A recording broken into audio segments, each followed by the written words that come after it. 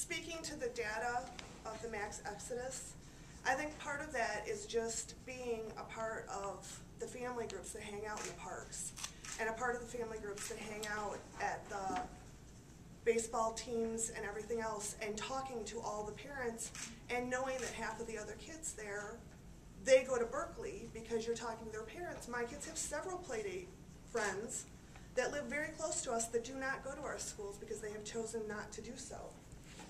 I don't think that we should look at schools of choice as it's okay, we can let them go because they're replaceable. I don't think that people in our district are replaceable.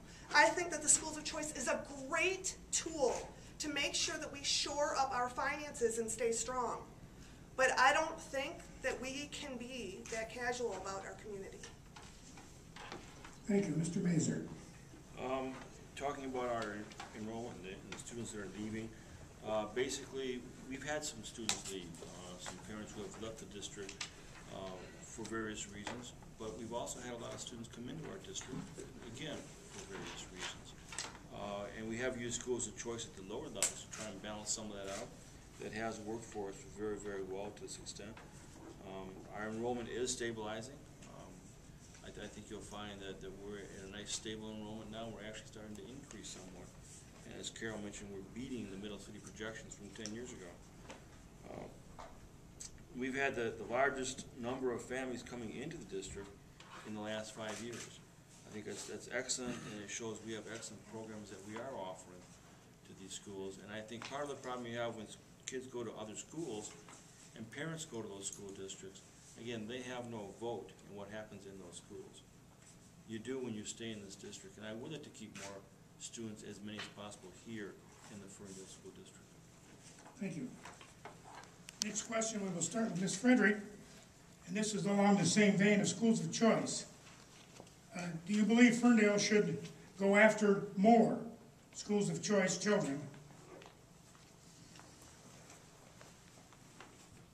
When I started in this district, schools of choice was quite a controversial topic. We had a superintendent who offered to open up our district to other counties, and the community went up in arms. I believe we're at a good cap at 15%. We never reach it. I think that we have listened to the community and the desires of this community regarding the topic, and that we're honoring what they had to say, and I think it's working for us. Thank you. Ms. Kermoser. Kermoller. Hey, wait a second. Something interesting happened. Suddenly. You guys are out. I actually agree with Carol. I think that the cap is a great compromise. That having that cap there can allow for the community to feel more comfortable that 85% of the kids in our school are from our community. And I absolutely think that Ferndale can handle school of choice kids coming in. I don't have a problem with the school of choice kids. I wouldn't want to open it up any further than we already have. But I just think that we need to focus on making sure that our district kids are, that we reach out to the families that are leaving before we further expand anything else. Thank you. Thank you. Mr. Mazur. Yes, schools of choice, I would not advise increasing it more than we currently have right now, 15%. It does allow some students to come into our district who need to come into our district for a better educational program. We do limit ourselves to Oakland County. We don't go anywhere else at this point in time because of the problems that we think that are out there that could potentially come into our district if we had to open them up across all borders. Although that being said, our UHS program is open to many other counties, and that does bring in a lot of good students, a lot of involved parents. It's about 450 students right now, which is almost a break-even program. It helps us cover the administrative costs a little bit, but again, it's a program that allows additional educational opportunities for students that need that. It's a highly tech-type program. It allows us to learn a lot about those kinds of courses and those ideas that we then can translate back into our K-12 system and increases our enrollment in our programs also. Thank you, Ms. Stahl. Okay, I'll beat a dead horse. You know, I think we all kind of agree. I mean, my first and foremost priority is to fill those seats with students from Ferndale, Royal Oak Township, Pleasant Ridge, and Oak Park. And then after that, where we have open capacity, up to a 15% cap to fill it with schools of choice kids, I'm completely fine with that. And you know, I don't think I have anything to add and make you guys later for watching the Red Wings game. You might already be. Thank you. Next question we will start with Ms. Kerr-Muller. Do you believe security cameras are appropriate in schools? Would this support the no bullying rule? The no what? No Bullying. bullying. Bullying. Bullying. They got an extra wire. I'm all for no bowling. You know, it's so funny that you mentioned that because I came on a tour to the high school a few weeks ago with the Ferndale District Ambassadors. And we went around with the assistant principal, and he talked about the cameras. And I think a little bit of me at first was like, oh my gosh, there's cameras in the school?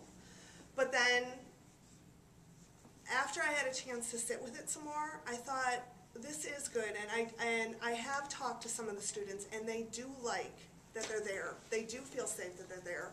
They like that there's cameras on their lockers, and that they know that if something goes on, someone can look into it.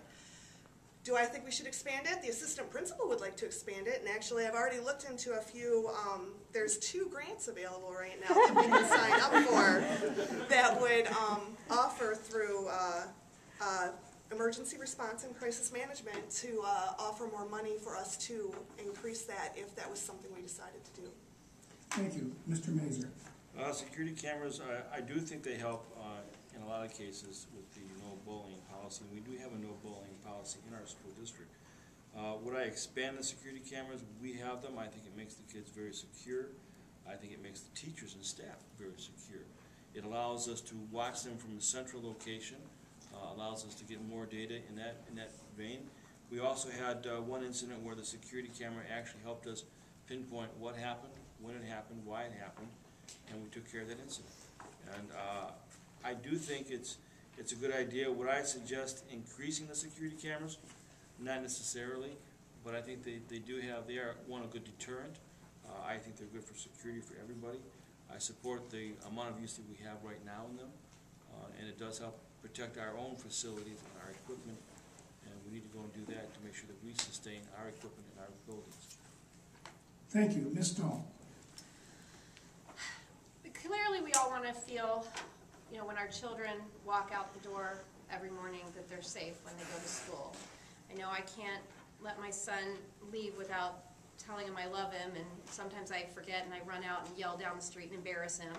But, I mean, you know, we all want to feel safe, and we want our children not to be bullied. So I think that the cameras do help with that, because there's some security in knowing that that's there, that someone is looking after them, that maybe mom and dad can't be looking after them at all times, but someone is. So, yeah, and there may be even other things beyond cameras that we can do as far as training with the teachers and things like that. I know we had a close friend recently that had a bullying issue and was able to go to a teacher, and she was able to stop it.